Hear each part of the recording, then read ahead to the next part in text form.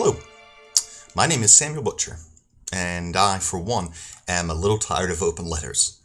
I'm remote this semester. I'm down in the sweltering heat of Florida, so I can't set up a table on campus and put out a bowl of pretzels and invite people to sit down and talk. So I thought instead I'd take a moment and speak to you face to virtual face. As some of you may know, I'm currently involved in a disagreement with a group here at CUNY, the CUNY Foundation for Immigrant and Refugee Empowerment, or FIRE. With your indulgence, I want to take a few minutes to talk about the important issues raised by FIRE, and then a few minutes to talk about the far less important, but more CUNY-specific, issues I have with the FIRE letter and surrounding brouhaha. FIRE sent an open letter on October 13th raising the important issue of contracts held by Thomson Reuters and RELX, parent companies of Westlaw and LexisNexis respectively, with agencies of the United States government, including Immigration and Customs Enforcement, ICE, and Customs and Border Protection, CBP. You can read their letter here, or click the first link in the description. I took issue with the style and strategy presented by FIRE and responded with a letter of my own. That letter is here, or click the second link in the description. Both FIRE and myself clearly agree that the contracts between Thomson Reuters and RELX with ICE and CBP are dangerous, unethical, and should be changed. I think we agree that ICE and CBP are, to put it mildly, violently tyrannous villains that target vulnerable minority groups. I don't think I need to tell anyone here how vast and terrifying ICE and CBP's reach is, or the hundreds of daily injustices they commit. FIRE and I disagree, though, on how best to work to change this system. FIRE, in their open letter, listed several demands to the administration of CUNY. You can read them yourself. I feel no need to reiterate them. To me, they didn't offer a legitimate method to enact any change to how ICE and CBP operate. And indeed, their demands would serve only to impair students at CUNY from learning the best tools available for legal research, in turn hindering their future ability to defend clients. Most importantly, clients locked in conflict with U.S. immigration officials. My letter details an existing approach to try and change how ICE and CBP are able to operate through a movement called #NoTechForIce. I could talk about the virtues of #NoTechForIce for hours, but let's put that aside in the name of brevity. If you're not interested in any more of my blabbering, I totally understand. But I'd encourage you to check out the #NoTechForIce open letter. It's here, and if you agree, sign your name to the petition. It's the third link in the description. One would think an exchange of ideas would end there. Point, counterpoint. Perhaps FIRE would address some of my criticism of their approach or offer a deeper explanation of their strategy. But that's as it should be in the realm of intellectual discourse. Sadly, this is CUNY Law, and I think we all know that there's a culture of reactionist, reductionist suppression that pops up whenever an unpopular opinion that challenges the status quo is expressed. To my dismay and confusion, I've learned that tomorrow a group of students will be publishing a petition in support of FIRE's original letter, one that also decries my actions in writing my response. You can see the text of that petition here, or it'll be the fourth link in the description. Spoilers. Essentially, the petition states what you'd expect it to state, that I'm a bigot, a xenophobe, which is tricky because, as I said in my letter, I'm not a U.S. citizen. I can produce my green card and passport if need be, and that my hate-mongering invective existed solely to lambaste FIRE authors and cause significant distress to the BIPOC community in the middle of midterm exams. With this in mind, I'd like to address some factual points, then some points I simply think should be stated.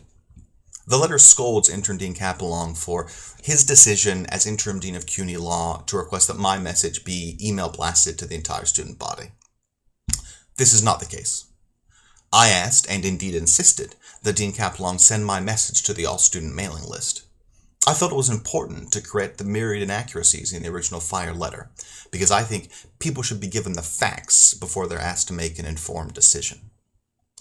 My response was indeed sent during the middle of midterm exam week. So, it should be noted, was FIRE's original letter. The timing of the original FIRE letter was not coincidental. The bulk of the text from FIRE's letter comes from the End the Contract movement, which will be link number 5. Damn, we're going to have a lot of links. ETC planned a week of protests for the week of October 4th. Why FIRE waited an additional week until midterms? I do not know. The petition then accuses me of attacking the credibility and integrity of my peers. I don't believe I did that. I believe I pointed out factual inaccuracies and logical inconsistencies, as should be proper in a law school. The accusation, though, is subjective, and each of you are more than capable of making up your own minds about how you think it should be characterized. The petition then reiterates the same demands from Fire's open letters, including that CUNY, quote, issue a statement which publicly condemns LexisNexis and Westlaw's contracts with ICE, end quote. As I elucidated in my response, Westlaw does not have any contracts with ICE. Their parent company, Thomson Reuters, does. If nothing else, can we at least agree, as a law school, that we shouldn't issue statements we know to be factually inaccurate, particularly when doing so could leave the school open to civil action under New York's laws on trade disparagement? More important than all of that, though, is just how disingenuous the letter is. And it's a manifestation of the festering atmosphere here at CUNY that many over the past few days have written to me to lament. See, I explained in my response to Fire's letter that when they said they demanded, quote, for complete divestiture by CUNY Law in all companies and institutions that profit from the inhumane detention, separation, and removal of immigrants from their families and communities, end quote, they didn't realize how wide a net they cast, and that companies like Google and Microsoft both have contracts with CBP. The companies like Google and Microsoft, in Fire's words, quote, profit from the inhumane detention, separation, and removal of immigrants from their families and communities. The petition that will be published on Monday is being made available on Google Forms. The document was originally written with Google Docs. From this, I can surmise either three things. The authors did not actually fully read my response. The authors do not believe Google has contracts with DCP, or the authors simply don't care. Respectively, this would make them either lazy and intellectually dishonest, flat out wrong, or hypocrites. In an effort to be helpful, I have copy and pasted the petition to my server, which will be link 6. My host has no contracts, to my knowledge, with ICE or CBP. The server is running an open source operating system, and the petition is being gathered through a WordPress engine. There's no IP logging or anything like that, and I'm happy to turn over the administrator role to someone actually involved in the petition. Heck, I'll even help you migrate the database to another server if you want to. Can we please just not, in the same breath, condemn something as unethical while we type into fields provided by that very thing? I know this letter was written in Google Docs because I had access to the file as it was being written. Here, let's watch together, with ominous musical accompaniment.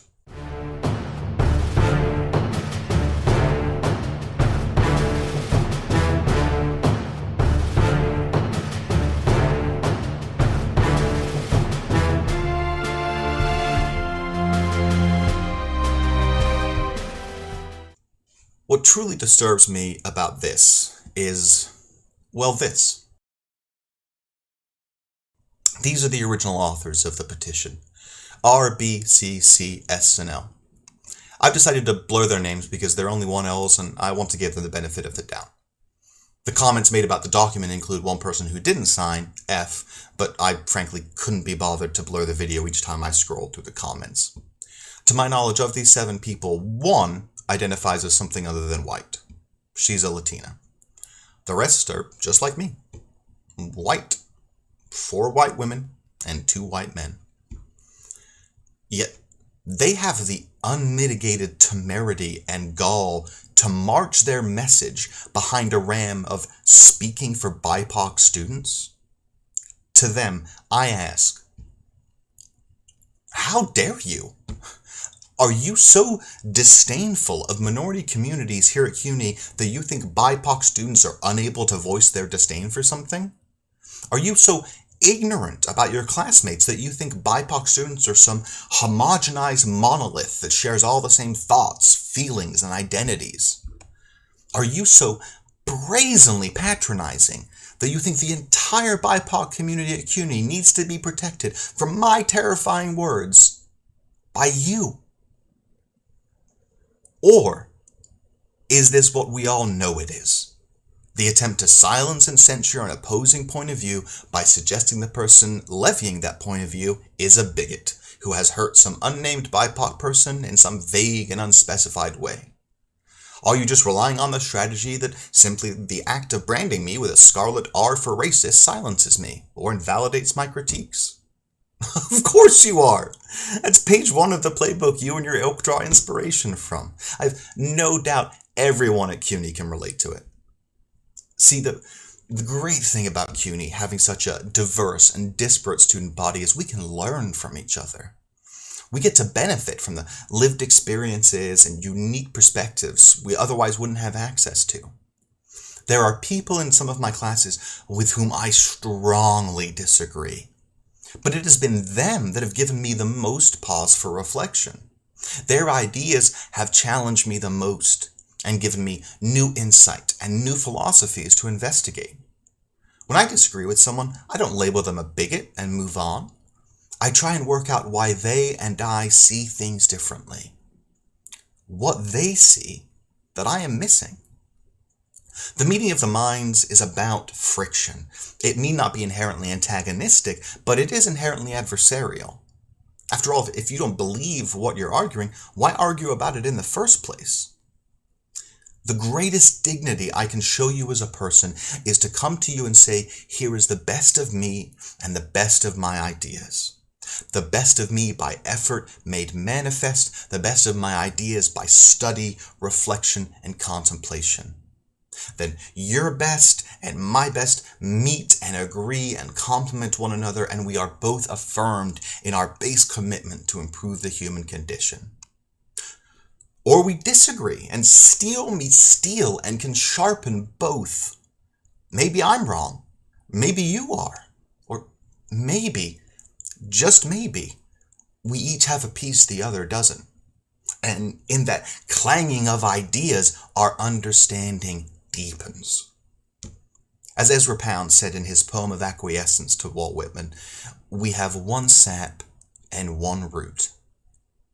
Let there be commerce between us. This school is seemingly governed by initial student groups acting without informing their members in service of some secret cabal of the privileged few who decide what is right and what is wrong, what can be discussed and what cannot be discussed, who is on the side of the angels and who, like me, must be cast out to be feasted upon by the crows. I call bullshit. We should not live in fear one of another. We should not live in fear of ostracization because we hold an opinion considered by the self-appointed noble elite dangerous. JFK, in his seminal 1962 address to the press, said, "The very word secrecy is repugnant in a free and open society, and we are, as a people, inherently and historically opposed to secret societies, to secret oaths, and to secret proceedings." I believe that. Yet here, at CUNY, where we're meant to serve as the vanguard of true justice, we must maneuver through secret groups in secret chats, secretly determining guilt and innocence. No one is afforded the chance to speak in their own defense. No one is asked what facts they want presented. No one is even given that most basic of the principles of justice, the assumption that they are innocent. If my words hurt your feelings, I apologize. I apologize because I don't wish to be an instrument that brings pain. I do not, though, apologize for my words, or for the point they were meant to convey. All of us can decide today that the nonsense ends. We can say, you know what? I don't agree with some of the basic tenets of the theory of racial capitalism. Or, I think neoclassical economics explains a number of human behavior as well. The buildings of CUNY will not crumble. The sky will not fill with blackness. And perhaps someone will say, hey, Samuel, I agree with those basic tenets of the theory of racial capitalism for these reasons. And they will speak. And I will listen. And we will both be bettered as a result. I don't think that's an unreasonable vision for a law school. I don't think that's something we can't attain. I think ours can be a campus thriving with challenging and interesting and controversial ideas, and we can still be united under our common humanity and our common aim to be the engine in law in the service of human need. So to those in the ruling Confederacy, and yes, I am talking to you, you have no power over me. In fact, you have no power at all. It's all illusory, as ethereal as scattered sunshine and as impossible to quantify. I give your accusations of bigotry, of sedition, of xenophobia, of anything, no weight. Not because you are wrong. You may be right. And hopefully there are those at CUNY who will show me more of my implicit and unconscious biases in the years to come. I give your accusations no weight because their aim is not to better me or to protect yourself. Their aim is to accumulate soft power to wield over the feeble and the fearful. I have no time for petty despots or tin pot dictators. Kindly take your bullshit somewhere else. There are people here who would like to see the world change for the better, and you are anathema to progress. Cheers to all if you've listened this far. Here's a clip of a fainting goat. Adorable! In all seriousness, if you have thoughts for me, if you agree or disagree, please feel free to share them. You can comment below, you can email me at butcher.samuel@gmail.com, we can jump on a Zoom chat, whatever you fancy. My life is made richer for the thoughts each of you are willing to share. And for that, I thank you. And I'm in your debt. Much love, CUNY. Let's do better.